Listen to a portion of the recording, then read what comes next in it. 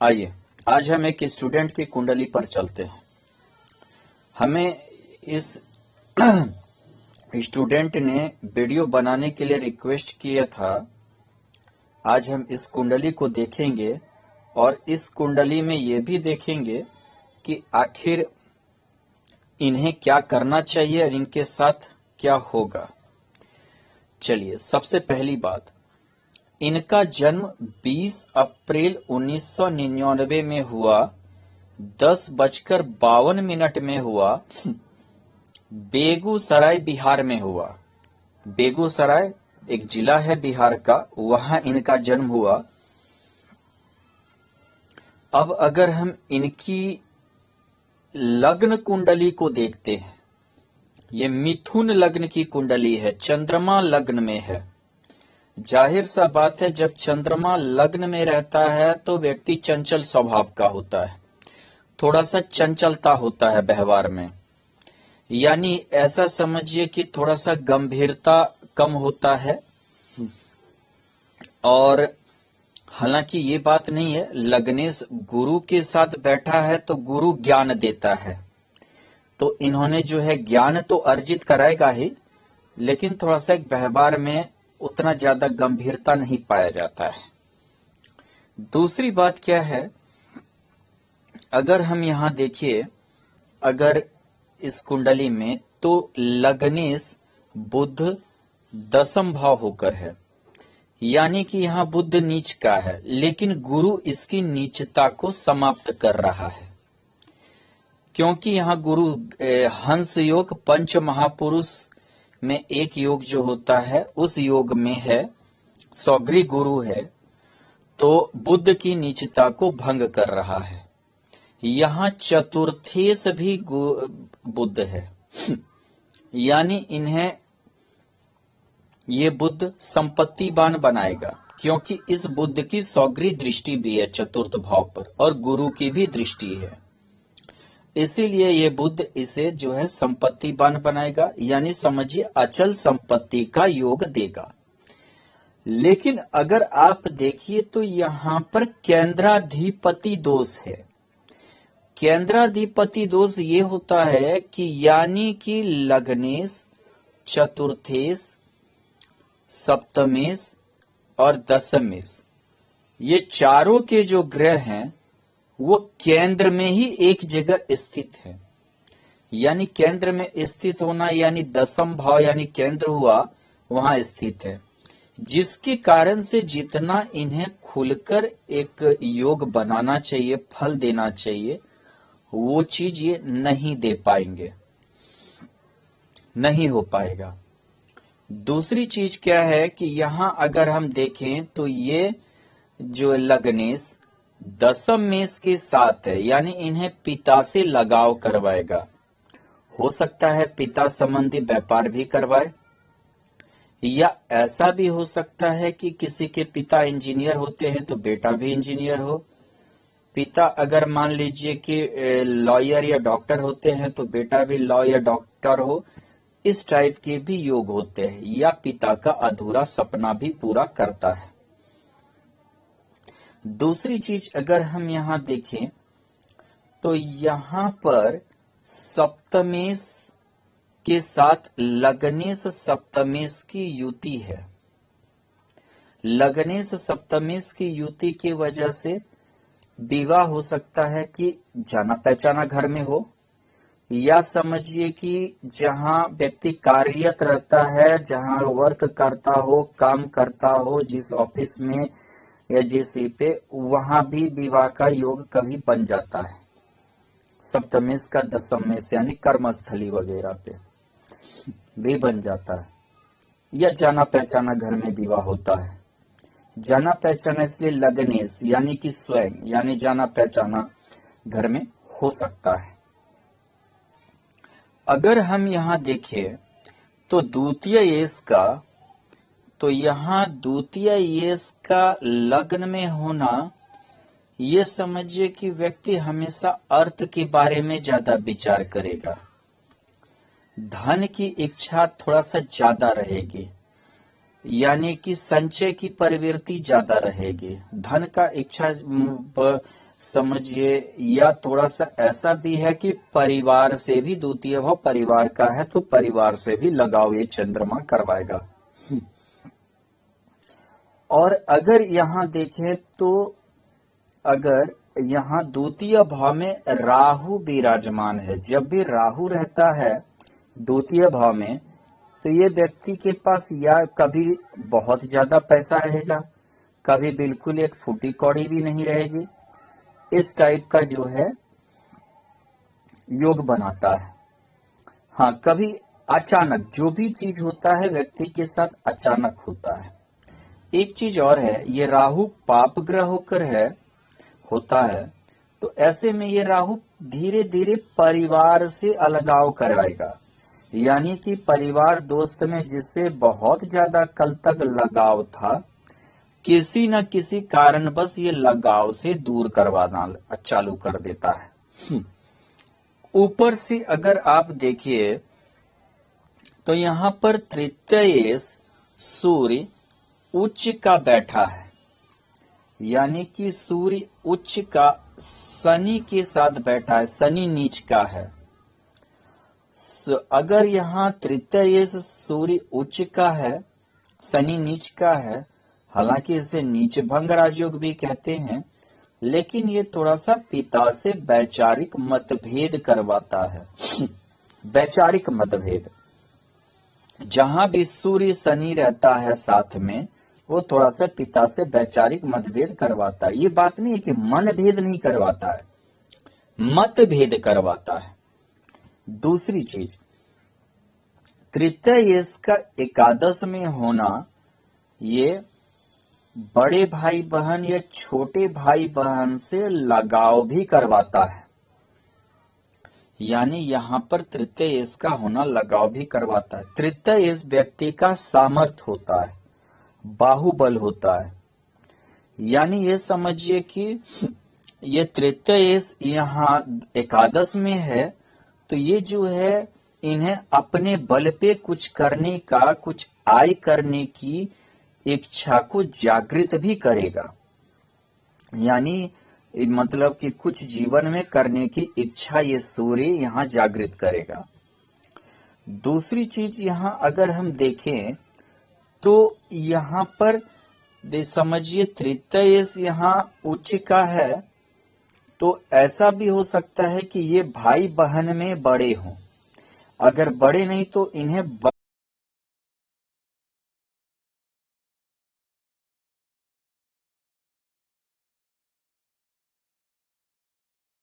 देखें तो तृतीय हमारा फोकस का होता है। यानी हम जीवन में किस चीज की लालसा हमें ज्यादा होती है, किस चीज का जो है समझिए महत्वाकांक्षा ज्यादा, मतलब फोकस, ऐसा समझिए हम महत्व क्या चीज का देते हैं। तो ये यहाँ सूर्य यहाँ आय भाव पे है, ऐसे जातक आय पे ज्यादा वो ध्यान देते हैं अपना, चाहे वो किसी भी प्रकार का आय हो, धन का आय हो या पारिवारिक आय हो, संपत्ति हो, इस चीज पे ज्यादा ध्यान देते हैं। अगर हम यहाँ देखें तो यहाँ वो जो है चतुर्थेश पर, चतुर्थ की दृष्टि और गुरु की भी दृष्टि है, तो ये अचल संपत्ति का योग भी बनाएगा। माता से भी सुख प्राप्त होगा, माता से सुख प्राप्त होगा, माता संस्कारी होंगे। ये जाहिर सा बात है कि गुरु यहाँ देख रहा है तो माता संस्कारी भी होंगे। अगर हम दृष्टि की बात करें अभी जितने भी, तो गुरु की दृष्टि यहाँ उच्च दृष्टि है और षष्ठ भाव पे भी दृष्टि है। यानी कि यहाँ अगर देखिए तो आंशिक गुरु चांडाल दोष भी है। राहु गुरु पर दृष्टि है, गुरु राहु को दृष्टि है। हालांकि यहाँ उच्च की दृष्टि द्वितीय भाव में है। ये पारिवारिक जो है अच्छे परिवार से जो है बिलोंग करवाता है। लेकिन राहु भी बैठा है तो धीरे धीरे क्या होता है कि परिवार से एक समझिए कि जिससे ज्यादा थोड़ा सा लगाव रहता है, दोस्त हो, परिवार का कोई हो, तो उससे जो है थोड़ा अलगाव भी करवाता है। दूसरी बात है, इस गुरु की दृष्टि यहाँ षष्ठ भाव में है। षष्ठ भाव में गुरु की दृष्टि थोड़ा एक चीज क्या है, डायबिटीज, थायराइड वगैरह के योग भी बनाते हैं, पेट संबंधी समस्या भी देते हैं। बाद में ऐसे जातक को पेट संबंधी ये समस्या देगा। और दूसरी बात क्या है कि हालांकि एक चीज अच्छा है, ये अगर सरकारी नौकरी की ट्राई करें, हमें तो यही लगता है कि ये सरकारी नौकरी की ट्राई कर रहे हैं, तो ये इनके लिए अच्छा है, क्योंकि दशम मेष और षष्ठेश का योग सरकारी नौकरी की ओर ले जाता है। एक पहली बात, ये गुरु की दृष्टि षष्ठ भाव में है, एक तो ये योग बना रहा है कि भाई संघर्ष, जो समझिए कि स्पर्धा यानी कंपटीशन में विजयी का योग। दूसरी बात है, जो सरकारी नौकरी के लिए ज्यादा उपयुक्त होता है, सूर्य को देखते हैं, सूर्य ग्रह का राजा होता है और राजा ही जो है सरकार के पास ले जाता है, ये उच्च का है जो सरकारी नौकरी की ओर ले जाएगा। तो अगर गुरु की दृष्टि यहाँ, एक तो गुरु, ऊपर से ये सूर्य, जो सरकारी नौकरी का कंपटीशन का ऐसे व्यक्ति तैयारी भी करते हैं और उस दिशा की ओर अग्रसर भी होते हैं। दूसरी चीज क्या है कि अगर हम यहाँ देखें तो पंचम भाव में मंगल है। मंगल थोड़ा स्टडी, पढ़ाई लिखाई में रुकावट पैदा करता है, लेकिन एक चीज और भी है, यहाँ षष्ठेश होकर मंगल है, यहाँ एकादश होकर मंगल है, रुकावट भी पैदा करता है। लेकिन अगर बोला जाता है पाप ग्रह है, तो यहाँ अगर कुछ ये टेक्निकल पढ़ाई करते हैं तो इनके लिए अच्छा है। मंगल टेक्निकल, जैसे सिविल इंजीनियर हुआ या ऑटोमोबाइल्स हुआ या कंप्यूटर वगैरह का हुआ, जो कुछ टेक्निकल हो, क्योंकि शनि की भी यहाँ दृष्टि है, सूर्य की भी है, तो शनि का उच्च दृष्टि है, तो थोड़ा टेक्निकल की ओर अगर जाता है तो ज्यादा अच्छा होता है। पहले ऐसे व्यक्ति को टेक्निकल की ओर जाना चाहिए। दूसरी चीज अगर हम यहाँ देखें तो यहाँ पंचमेश जो है द्वादश स्थान में बैठा है। पंचमेश द्वादश स्थान में बैठा है, यानी कि इसे ऐसा समझिए, ऐसे व्यक्ति पढ़ाई के लिए घर से बाहर जाते हैं। द्वादश यानी कि समझिए व्यय भाव, व्यय यानी हर चीज का व्यय को समझिए। पंचमेश होकर द्वादश में है, यानी कि ऐसे व्यक्ति घर से बाहर पढ़ाई के लिए जाते हैं, शिक्षा प्राप्ति के लिए जाते हैं। ऐसे भी यहाँ देखिए कि अगर हम देखें मंगल की दृष्टि को, इसकी भी हम जब तीन दृष्टि अगर हम लें, तो एक दृष्टि हमारा यहाँ मंगल चतुर्थ भाव यानी उच्च का दृष्टि केतु पर है।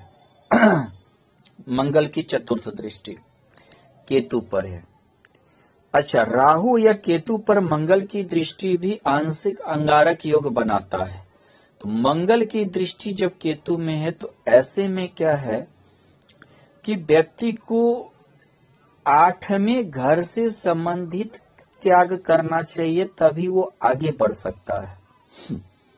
यानी कि समझिए, आठवां घर गुप्त भाव होता है, यानी एक तो इन्हें अपने पैतृक संपत्ति की ओर, जैसे वसीयत की ओर ज्यादा जूझना नहीं चाहिए, नहीं तो ये तो अपना समझिए कि ये कह के मतलब होता नहीं, ये हमारी प्रॉपर्टी है फलाना, ये जितना जूझेंगे उतना ये उलझेंगे। दूसरी चीज क्या है कि अष्टम भाव हमारा गुप्त भाव भी होता, समझिए गुप्त ज्ञान, गुप्त विद्या, गुप्त ये, तो ऐसे में केतु यहाँ जो है धार्मिक प्रवृत्ति भी बनाता है। आप देखिए केतु की दृष्टि को, यानी केतु की दृष्टि अगर द्वादश में हो तो आदमी जो है धार्मिक प्रवृत्ति का होता है, होने लगता है। दूसरी बात, केतु किसी भी भाव में विरक्ति लाता है। ये जो है इन्हें, ये जो भाव है ये अष्टम भाव, यानी जो बिना कमाया हुआ हमारा धन होता है, जैसे इंश्योरेंस का पैसा, किसी कोई व्यक्ति का बाल बच्चा नहीं है, अगर आपके परिवार में कोई ऐसा, उसका धन होना, कोई विडो है उसका धन होना, इस टाइप का। लेकिन जहां जहां केतु रहे और मंगल की उच्च दृष्टि रहे, तो वहां इस सब चीज को आप थोड़ा नेग्लेक्ट करने की कोशिश कीजिए, नहीं तो आप वहीं उलझ के रह जाइएगा उसी परिदृश्य की ओर। दूसरी चीज क्या है कि मंगल की दृष्टि सौगरी एकादश भाव में है। एकादश भाव में मंगल की दृष्टि यहाँ उच्च सूर्य, एक तो राजा और ऊपर से सेनापति की दृष्टि, ये जो है व्यक्ति को काफी ज्यादा महत्वाकांक्षी बना देता है, काफी ज्यादा महत्वाकांक्षी व्यक्ति होता है, हर चीज जीवन में प्राप्त करना चाहता है, और मतलब ये समझिए उसके पीछे अपना बल भी लगाने की कोशिश करता है। लेकिन एक चीज क्या है कि यहाँ शनि पर भी मंगल की दृष्टि हो गई, यानी कि ये द्वंद्व योग कहते हैं। द्वंद्व योग में व्यक्ति को थोड़ा स्थिरता नहीं मिलता है। शनि जो है अपने आप को सोचता है कि जो है हम सेनापति हैं, ये न्यायाधीश हैं, मंगल सेनापति समझता है, ये एक दूसरे को समझने के लिए तैयार नहीं है। ऐसे में द्वंद्व योग होने के कारण ये कभी कभी इतने हॉबी हो जाते हैं ऐसे व्यक्ति के महत्वाकांक्षा पे या इच्छा पे, या शनि की दृष्टि यहाँ भी है पंचम भाव में, यानी ऐसे व्यक्ति शॉर्टकट से धन कमाने की भी इच्छा रखने लगते हैं, जैसे शेयर मार्केट हुआ या लॉटरी, जुआ, सट्टा, शेयर मार्केट, ये सबसे भी चाहते हैं जो है धन की इच्छा ये रखने लगते हैं, जिन्हें जो है ये मतलब कि अच्छा नहीं होता है। एक चीज और भी है कि पंचम भाव जो है विद्या के अलावा संतान भाव भी है, इसमें ये संतान को जो है हानि करता है। मंगल और सूर्य ये अग्नि कारक ग्रह होते हैं, शनि पाप ग्रह होते हैं।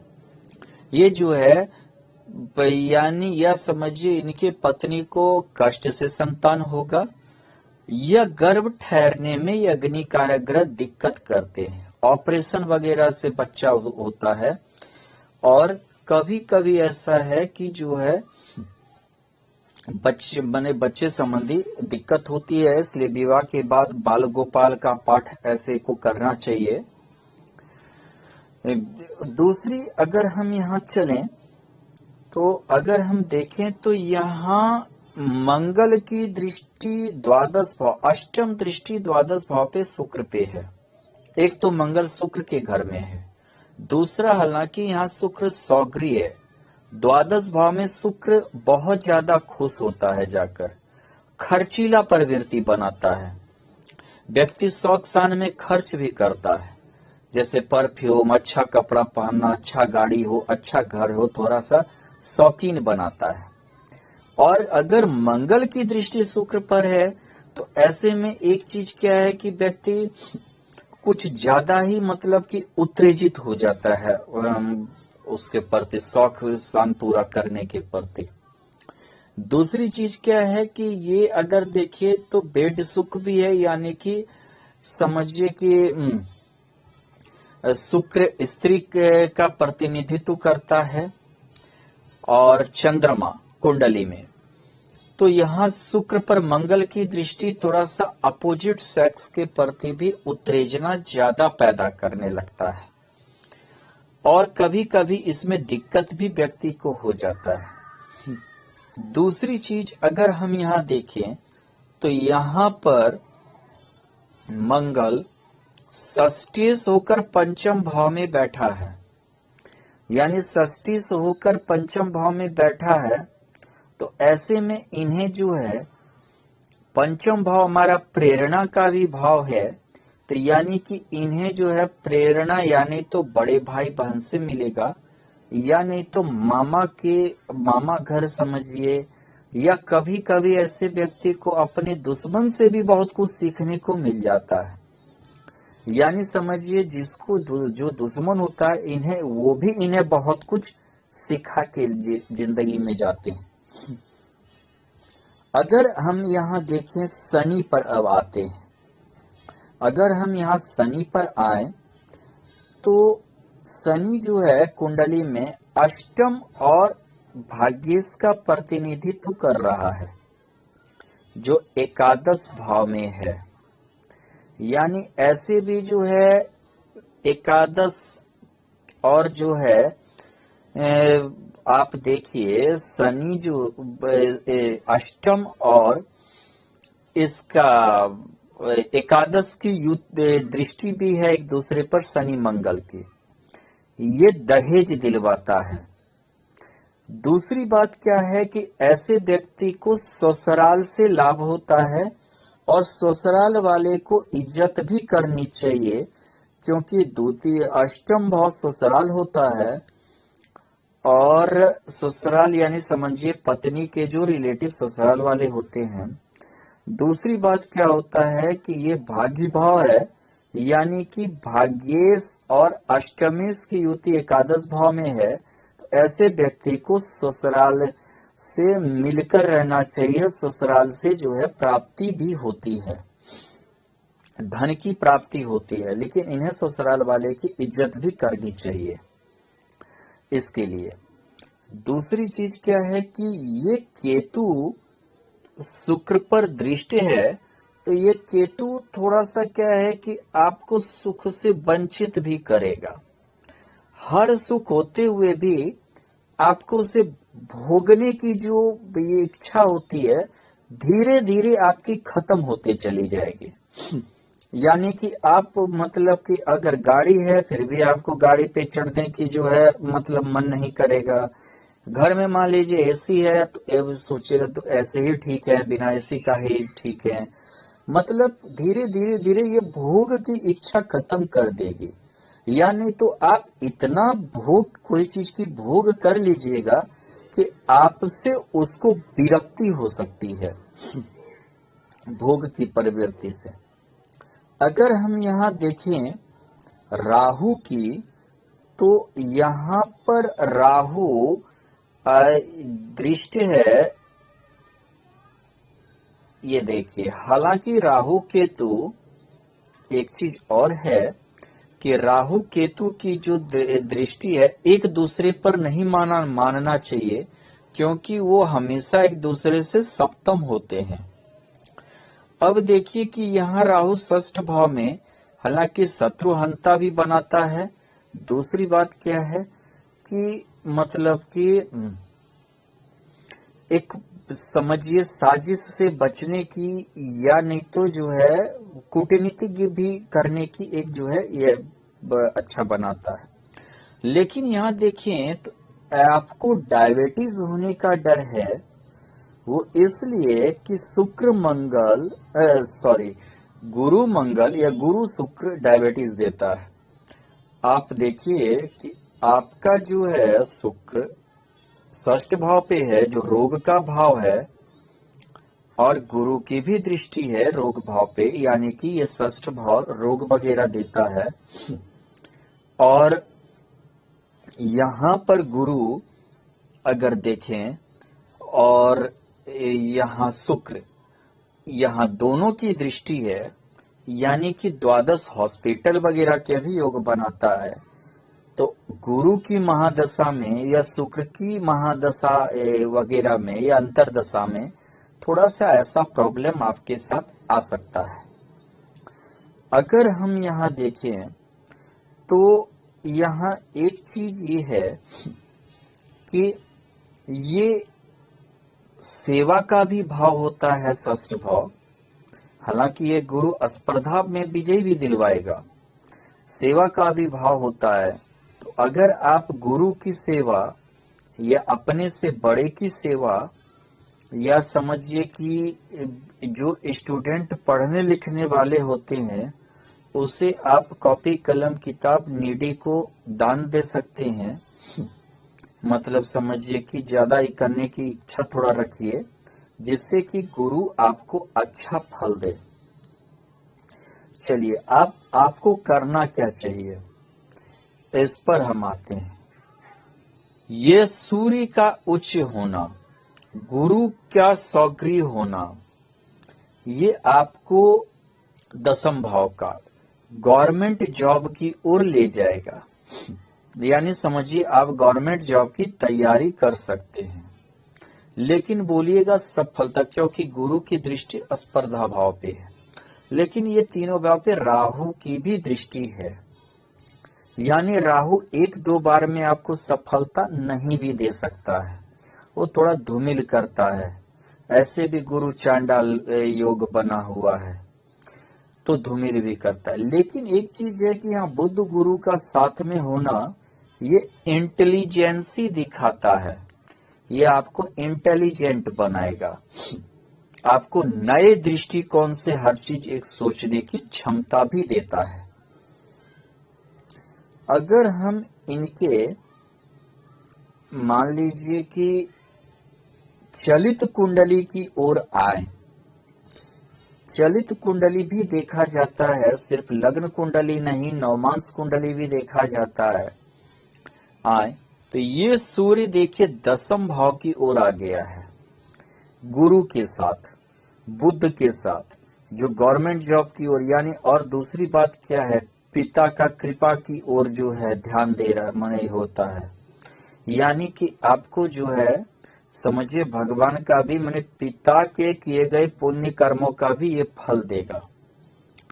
तो एक चीज और बहुत अच्छा है, यहाँ चंद्रमा का अपने उच्च घर में शुक्र के साथ आना, ये आपको लक्ष्मी नारायण योग बनाता है, जो आपको धनी बनाएगा, खर्चीला प्रवृत्ति हालांकि देगा, प्रकृति से थोड़ा लगाव ज्यादा करवाएगा, यानी सुंदरता पे ज्यादा ये करेगा। कोई भी चीज की जैसे सुंदरता हो या ब्रांडेड हो या मतलब कि उस सब की ओर ज्यादा थोड़ा ये करवाएगा, नेचर से भी करवाएगा। और ये एक अच्छा योग है कि ये दोनों का साथ होना, हालांकि सूर्य का यहाँ होना ये भी एक अच्छा योग है।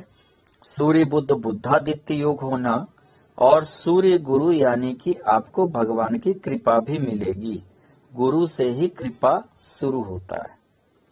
ये आपके कुंडली में चलित कुंडली एक अच्छे योग की ओर इंडिकेट कर रहा है, जो आपके लिए अच्छा है।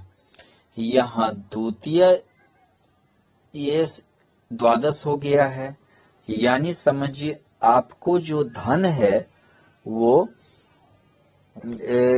समझिए कि विदेश से आना या घर से दूर दराज से आएगा। यानी कि दूर दराज समझिए जहां मान लीजिए जिस कल्चर में है उस कल्चर के बाहर से आने का योग बनाएगा धन, ये चंद्रमा और शुक्र मिलकर। दूसरी चीज क्या है कि यहाँ देखिए तृतीयेश और लग्नेश की युति, यानी ये आपको स्ट्रांग बनाएगा, बलवान बनाएगा, मानसिक परिस्थिति को, आप मानसिक स्थिति को बलवान बनाएगा। हमेशा आप कुछ कर्म करना चाहिएगा, कुछ करने की इच्छा को भी जागृत करता रहेगा। अब हम आपके महादशा, अंतरदशा और फिर नवमांश कुंडली का भी और जाएंगे अगले वीडियो में। धन्यवाद।